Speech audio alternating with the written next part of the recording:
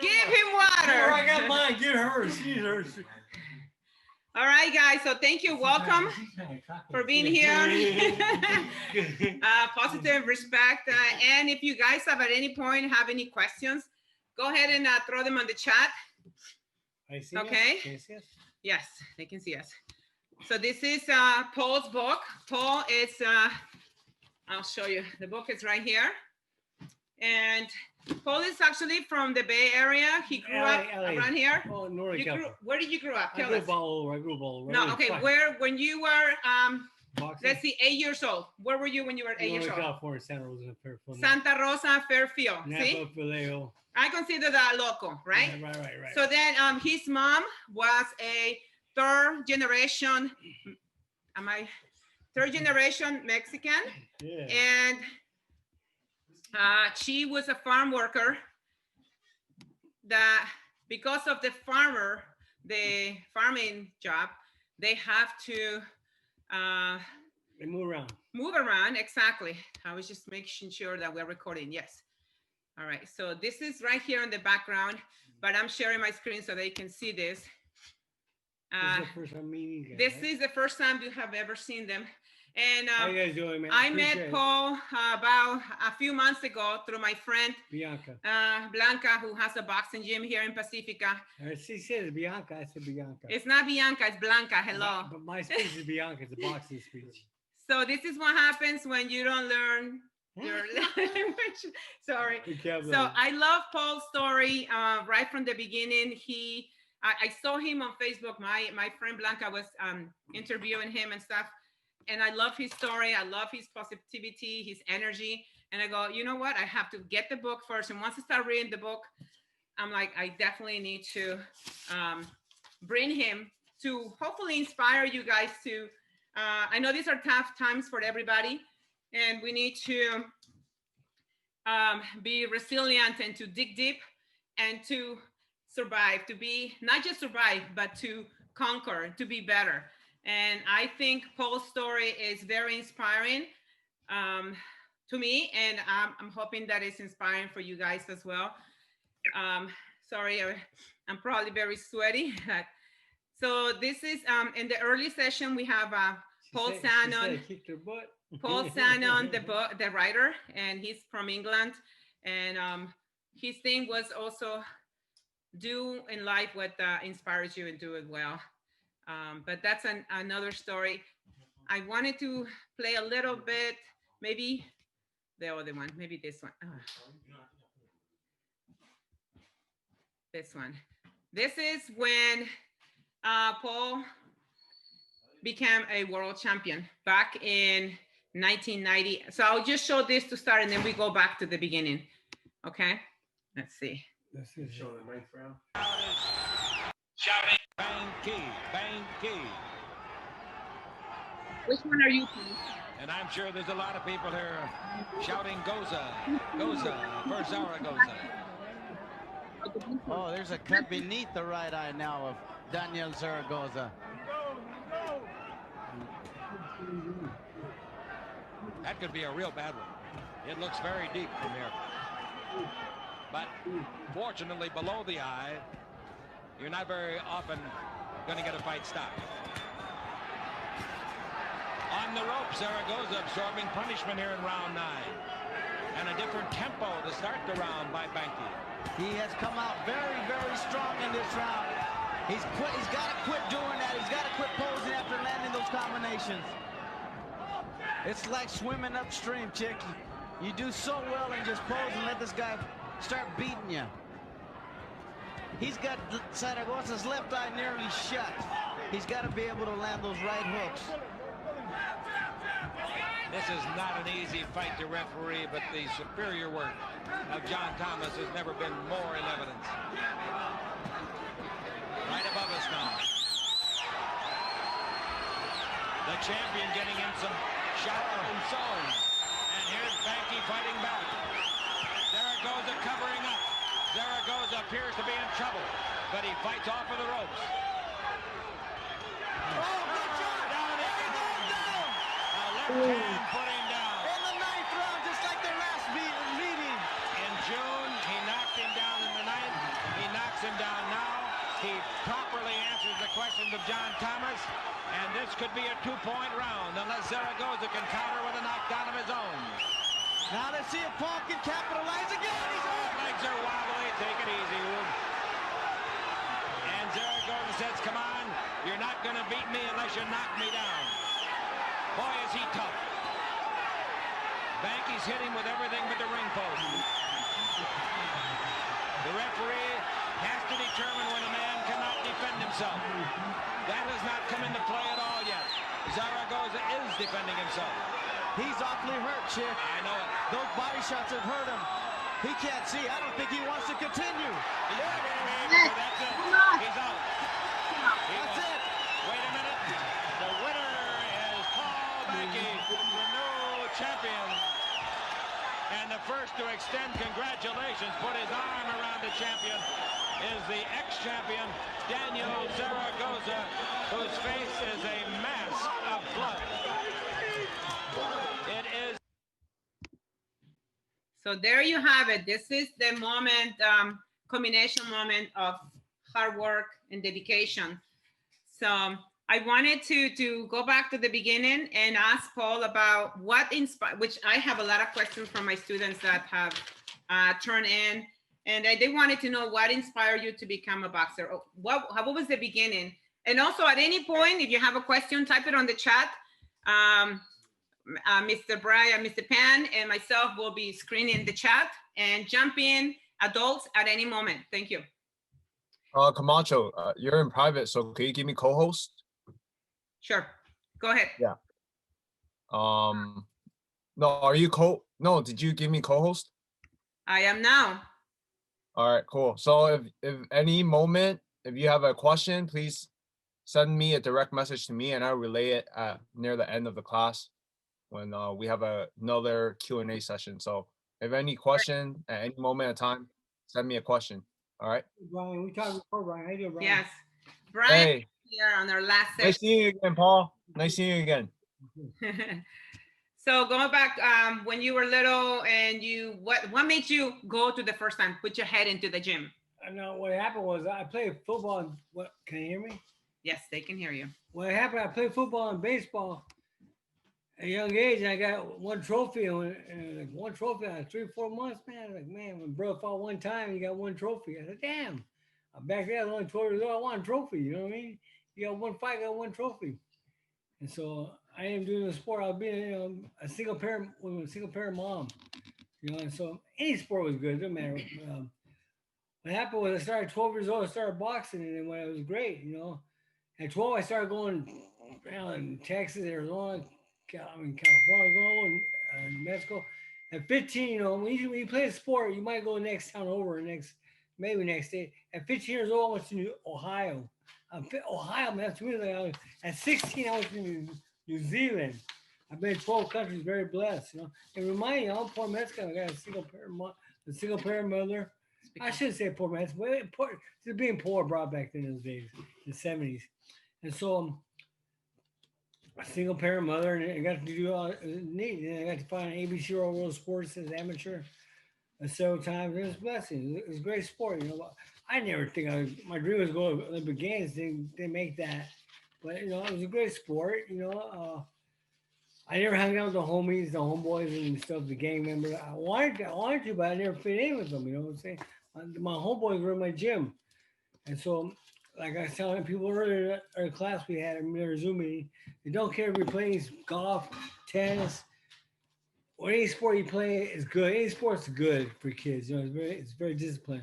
I don't care if you're a rap star, a singer, or an actor. Whatever you do, just keep doing what you're doing. You're gonna get a lot of people telling you don't do this. You're gonna get a lot of people saying negative stuff. Just keep going for it. If you're doing something and it's good, it's positive, come on. It'll get better and better and better, you know what I'm saying? So the fact that you guys have to move from one place to another, did that kind of, it relates to right now as the pandemic, right? That we were in school, now we're not, now we're here. It's different times, and we have to dig deep to come up. That I assume I kind of relate that to moving from one school to another school. How did that impact you, or how did you, if it didn't impact you, Talk about it. You know what? People, I know a lot of people Danny, went to different school right away. can Jumped you to tell different him he's schools. busy? But it didn't bother me. If I got, it was consistently doing that. Different school, different place. I lived all over the United States. I lived in 5 different states. It's been God, but I lived all over California. And so what happened was, I got used to living like that. So it was normal for me to jump to different school. I know some kids move to different school. It takes a while for me to open up.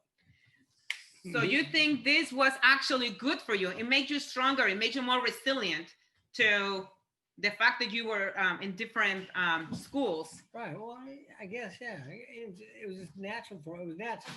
Speak up, speak up. It was natural for me. You know what I'm saying? It's just natural. I don't know how it was. That's why I lived. People always say. I hear stories. I was raised by my father, and I was doing this and that. I had no father either, but you know what? I know what it was. I came out okay. You know what I'm saying? I don't use that as an excuse. Doing different schools. I think that it opened my mind with different. I was open wise, different. I get to see different things. You know what I'm saying, right? I lived in different states, been 12 countries. Get to mind a little wiser. Yeah, but you were little, and at that time, I didn't know you didn't know better, but you used that as a push. It worked for me. It worked for me. It worked for me. Yeah. So focus on you. Focus inside you. What you want to do on your goals to be what you want to be. To be better. I'm glad she's helping me out. I couldn't do it. No, I couldn't do it. No, I couldn't do it by myself. What? Go ahead. So, did you tell me about your coaches? Yeah. Who was your first coach? My first coach was June Myers, Northern California. And I had Willie Butcher, who from Arizona. And then Victor Valenzuela, who I've been in 12 countries, my USA team would travel all over. Nice. Victor Valenzuela, I would say, taught me everything. But I had a lot of professional coaches.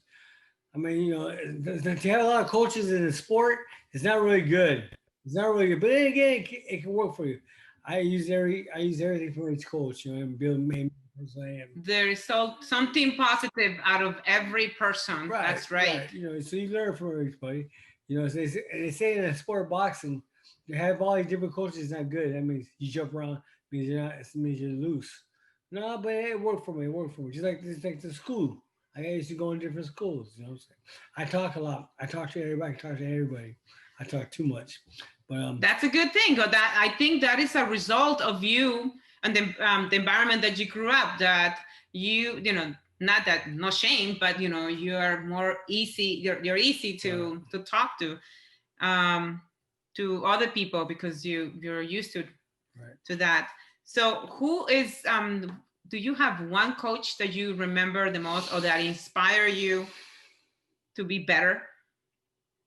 To be better. Well, I would say my amateur coach was the best because I did all my traveling. All all the coaches had something there to give me. You know what I'm saying? I learned from everything, every coach. So I can't say the one coach. Okay. I would say my amateur coach because I did more. I had 176 amateur fights. That's a lot of fights. De La Hoya, Oscar had like 300 amateur fights. Shan 400. Everybody has a lot of amateur fights. I had 176, which was a lot. Get hit in the head that many times. I'm lucky I could talk, but I'm blessed. But Victor was my trainer. Right now we're in really times of racism and stuff. Did you suffer any racism? No. Did you feel it? No. No, because in the sport, I don't want it's black, white, because we didn't have that growing up in the 70s, 80s. Now it's more. I mean, the racism was out. Don't get me wrong, the racism has always been out there, but we never felt it because we're our brothers. Even today, I call she's my sister. I call everybody brothers and sisters. I don't want to say, hey, I'm my homeboy, hey, my dog. It's not me. I'd rather say brothers, more love. You know what I'm saying? But we're boxing buddies. So black, white, Mexican, Asian, we're all brothers. We're all cool. We ain't trip like that. You know what I'm saying? I know a lot of guys like, man, we don't trip like that. You know what I'm saying? We're all brothers. Good. Did you? I just wanted to add. Can you? This is Julieta. Welcome, Julieta. Can you hear me? Yes. You hear me? Yeah. Yes. Perfect. Yes. Just to add what Paul said, because you asked about racism and how things are. And I just want to add a little, just to like turn. Perfect. Um, And I just want to say, Julieta and I, we wrestled back in the day. So I invited her because she's great at interviewing. And so Julieta Okot, she's from Bulgaria. And take it away. Go ahead, Julieta. Now she froze. yes, yes. Yes, so Bulgaria is part of the Europe national look because I'm also mixed, and people ask me also when you grew up how you were, with how people perceive you, how people see you, because in Eastern Europe, like Russia, Czechoslovakia, all these countries, people didn't see people from different races like I am, besides the gypsies who are close to my complexions and pale complexions and everybody who they call here brown or dark, so it's everything. It's about culture, where you grow up. Paul grew up here in America. He spoke perfect English and everything. He was into sport, so the way people perceive him and accept him, I think maybe it he didn't see the same thing in Bulgaria. I was born and raised in Bulgaria. You speak the language, you go to the school, but also I was into athletics, which give me extra power, and just you didn't see it. You didn't see it in that way, very slightly. But of course, those nuances exist everywhere, like for everybody from different races. If you're Asian or mixed. I have a friend now who is from Armenia, but she was born. Armenians are dark. They have this like Roman noses, like the Kardashians. Again, dark like the Kardashians. And she grew up. She was born in Ukraine, studied in Russia, and everybody over there, it's mostly blonde, blue eyes, and they call her black. She just told me they call me black, even though her skin is fair, curly hair. So everybody experiences in a different way. But when you really the athlete and you have this foundation from the beginning, and you have something to do, you are really so powerful that people can even back. They don't see, they don't maybe they don't express it that way. But yes, those nuances now is She's sharp, right? She's good. Yes. trying to find out how to paint the country, and how people are, what color, what this, what that, how to put them. But this is not about. So Paul, as an athlete, really proved that sport is really important to really define. Very often when I came to America, and Miss Camacho became my best friend, Miss Lara. Now it's Miss Camacho. But we wrestled together, we traveled together, and people thought we were sisters, because also we have a common ground. We have the sport. We were first women who started. We put the grounds for all the American women who are now like world champions. They have posters, they have this. We didn't have that. But I lost shoes from her school, so I can, train, I can run, and that's how we supported each other. So we all belong to the same family. And one more thing, just to make it interesting, I remember I went to I want to hear this. Got caught. I want to hear this. the Olympic athletes train, Miss Camacho knows. And I remember the first time one of the athletes said, "Hey, sister, how are you?" And I said, "I'm not your sister." I didn't understand the concept. Why people call each other sisters? Because we all connected. We are with everything as a human being. So I understand the concept. It has a very deep meaning, very connecting, and everybody just as sisters, because we have to help each other. We have to respect and support. So thank you, Paul, again, Yes. for bringing, how to call it, in a soft way. But it's something which is been working for a long time. You came at twice. I love the way you came at me and the way you define us. Last time we had a Zoom class, the one before, and you came define, and then you You threw it at me like that. Different something. I love the way you share it, you explain it different. I love it. Go for And it. it's good that English is not my first language, so maybe I can say things, Oh, it's a different kind of. but that's what it is. And we know the world is global. And the whole pandemic, it shows that the world become one global open thing. So the Zoom, it's like one open thing. You can have so many people, and actually people are more active now with the Zoom, even though we don't see each other, but we see our eyes. I remember your writer, Paul, this morning, who said that when you talk to somebody, when you interview, you have to look people in the eyes. That's where you see that's where you see the real information. And we become more sensitive, more assertive. We see more, even through Zoom. Everybody's so connected, see more of of the people. So um, again, I'm really excited for those type of teaching and learning through Zoom, and all the guests. And I hope the students understand, because we always say in Bulgaria, we say, we have this expression: for every train, there's a passengers. So you go to school, you do this sport, you do this subject, and eventually everybody gets his own train. Oh, can be express one, can be, like in Europe, you have first class, second class, depends on the price you pay, but everybody finds his own train. You might want the slower train, which stops in every stop. Like, you want to go here, you want to go there, but you want the express train, and everybody gets his own train. So, the whole idea, when we talk, when we educate, when you study, when you learn something, when you hear something, is to find your own train. Yeah. So I'm glad I'm on this train today Thank you with for you guys. Yeah. And I know we're going to continue a little more. I believe we have some questions. Yeah. So go for it, Miss. So yeah. So Paul, I have some questions from my students. They just send me some chats. So I'm gonna just go one by one. Hopefully, we could get through most of them. And I Yes. have some follow-up questions as well. What was your worst injury when during boxing? What was your worst injury? Well, I had a nose operation because my car has got taken out. I don't know. Probably that. I mean, worst injury. I really never had. I've been dropped down a handful of times, but never really been knocked out cold. I've been dropped. When you get dropped, it's in a game of sport. You get dropped. That's what you do. I guess my nose operation. I had an operation on my nose, my cartilage. Hmm. I guess that would be the nose. Yeah, no injuries. All right, cool. Thank you for that. What motivates you? What motivated you to be a boxer in the first place? I'm not Ah, sure if you really touched on it. Maybe you can go more in detail of that. That would be cool.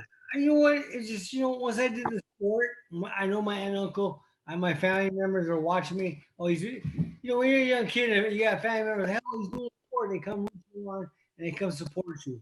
And then when you're being a young kid, 12 years old, having your family members, adults, say, "Hey, rooting you on," Support you. that Hmm. felt good. I'm not gonna lie, that felt good. You go, wow. I'm not saying I was special, but you got that special family coming. Hey, oh, there he is, my nephew doing this.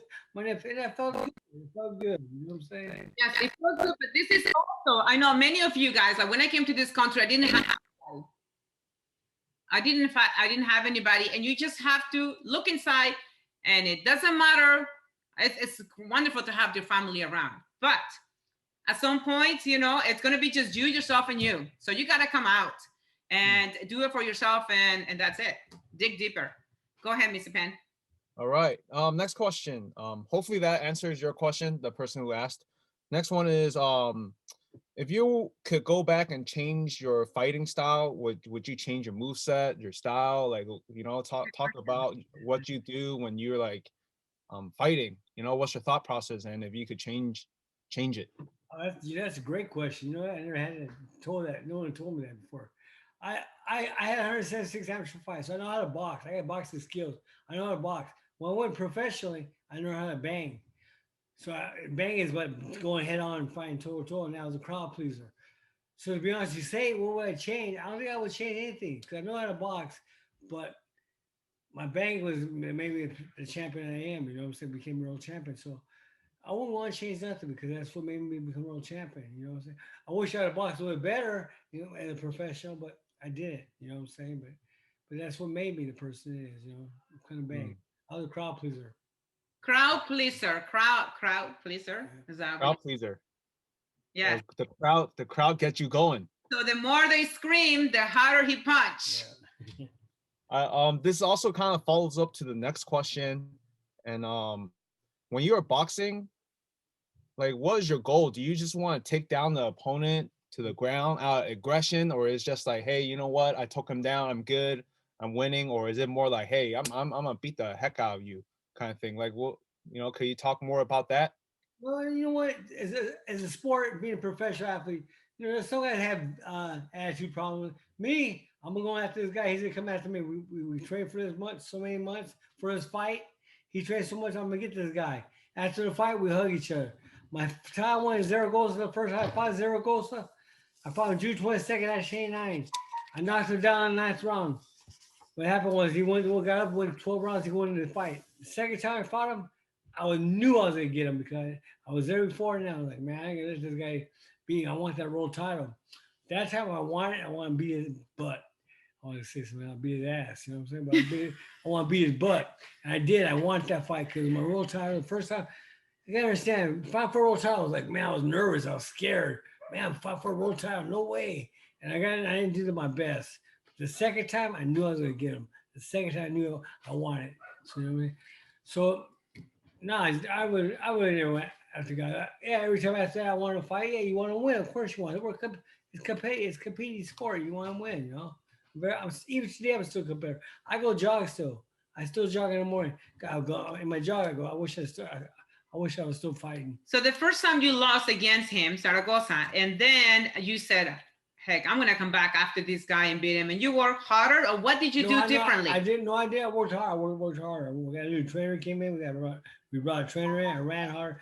Everything. I fought the first fight. The second fight was just better because when you fight for a world title, you gotta understand. Some people choke. I didn't choke that fight, but I didn't give my best. You feel me? It was for a world title fight. Wow, I couldn't imagine me being a world title fight. And then when I did it, I didn't make it. I didn't compete all the way. But next time, I'm gonna go to all out. Go all out.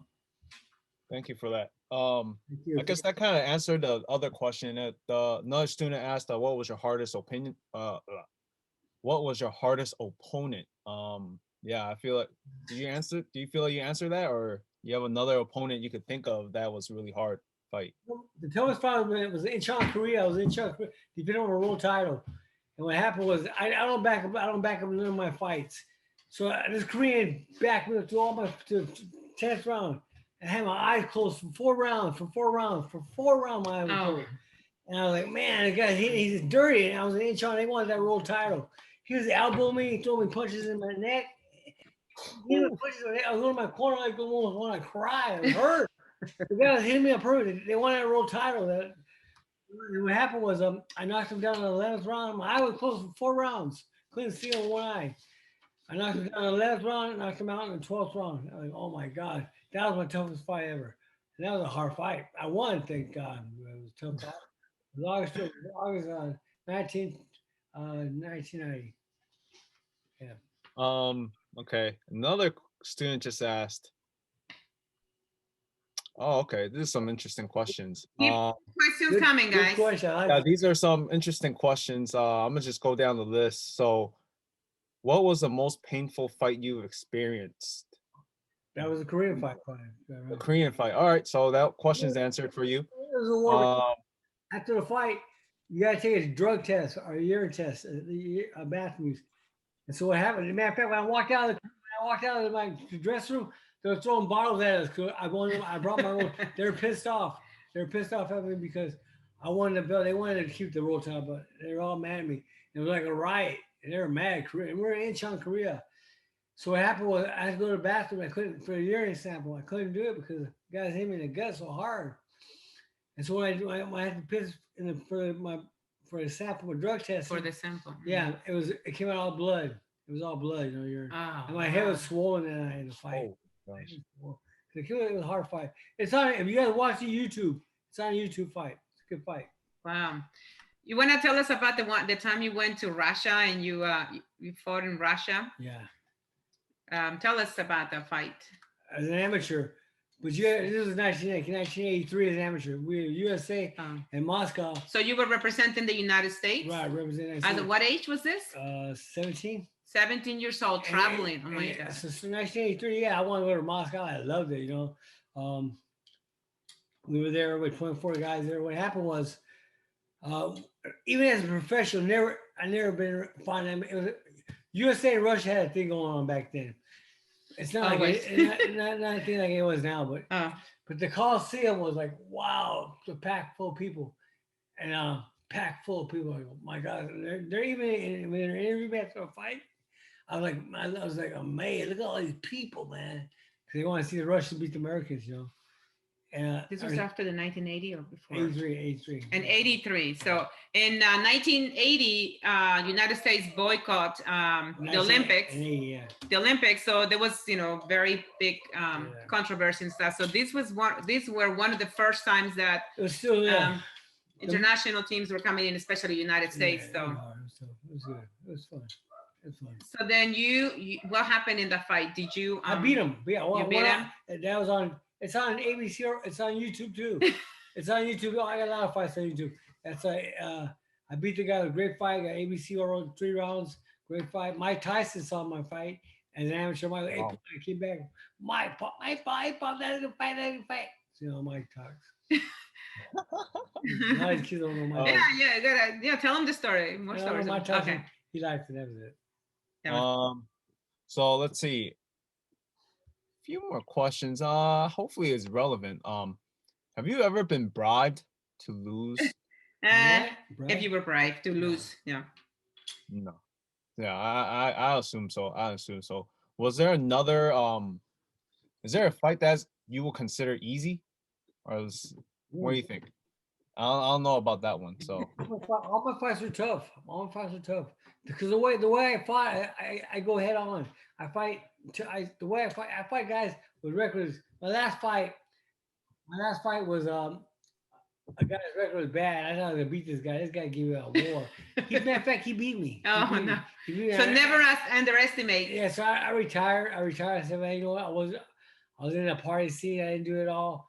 I didn't do it right. I was in a party scene. I said, man, you know what? I'm not gonna embarrass myself no more. I retire. So this is something else that I wanted to go into as well. That it was really tough upbringing. He managed to conquer in a way. He became a world champion, but yet he got involved with the drugs, with the wrong crowd.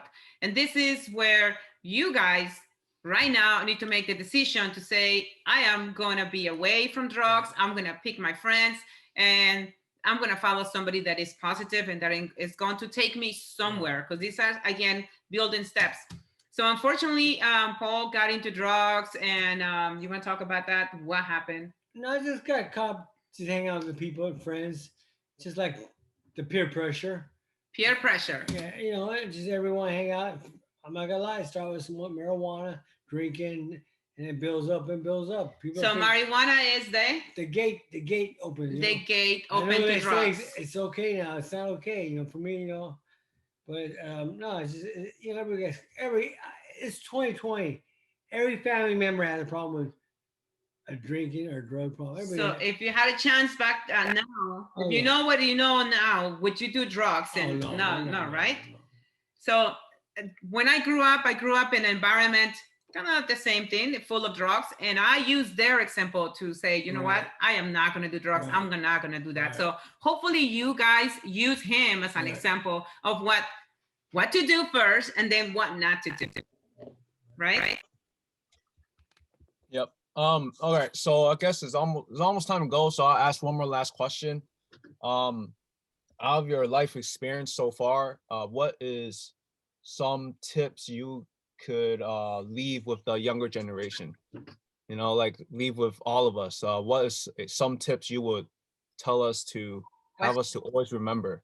What would be like the top 3 tips that you could give us? I'm gonna tell you like this. I don't care, like I said before, I don't care if you're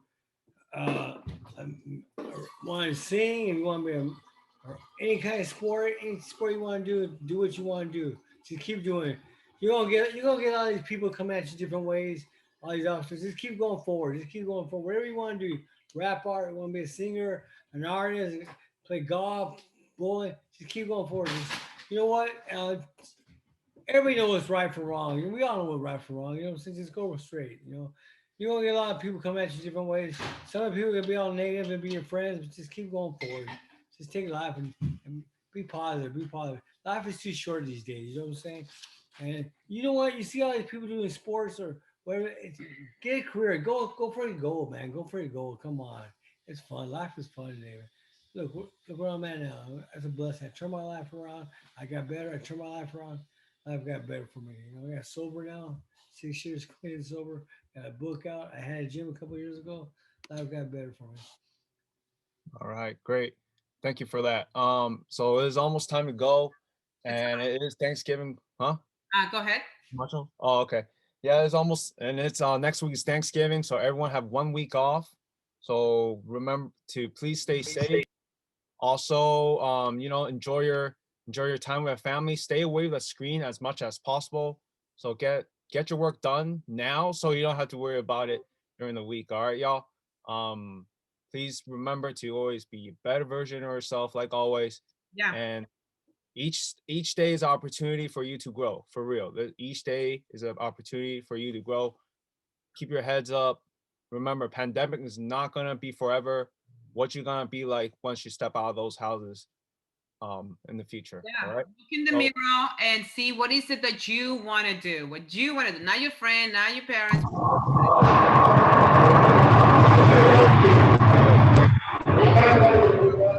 You want to unmute yourself and say thank you to Thanks, Brian. to- Thank you, Brian. Appreciate No it. problem. Paul. All right, everyone. Brian. So Thank mute you. yourself. Let's show some birthday. Thank you. Thanksgiving, everyone. Show some birthday Thank love. you. Enjoy Thank you your so week much. off. Bye. Enjoy your week Thank off, y'all. Bye. Bye. Remember, like the Thanksgiving. boxers, the boxers, if they knock you down, you can always have to stand up. You always Gotta have stand back to up, stand up. y'all. That's what Stand boxers back do. up. Else, So huh? regardless, Cookie. they knock you down. Cookie, your headset is It's the broken. point if you're gonna wake up. Yes. Bye. Y'all, peace out. Thank you for sharing your stories. Thank you, Wayne. Bye. Thank you. Peace out. Peace out. Happy week. Thank you. Woo-hoo. All Well, right. thank you very much. Way to go. Way to knock it out the park. Appreciate the positivity, This is- Paul, and we got that. Thank you very much. I've got to get going, but I appreciate it. All right. And to Bye, all the Shani. students Thank you, in San Francisco. your support, and we're always trying to do something different and trying to motivate our students to be better every single day. So whatever it is, this may work for some, but not for some others. So In school, she's teaching me. Felt it, yeah. so you know what, we have developed a wonderful relationship. We, like I said, I met him a few months ago, and he's just so Shit, I'm lovable. moving in. So Cook me breakfast. You cook some breakfast. you're not doing well.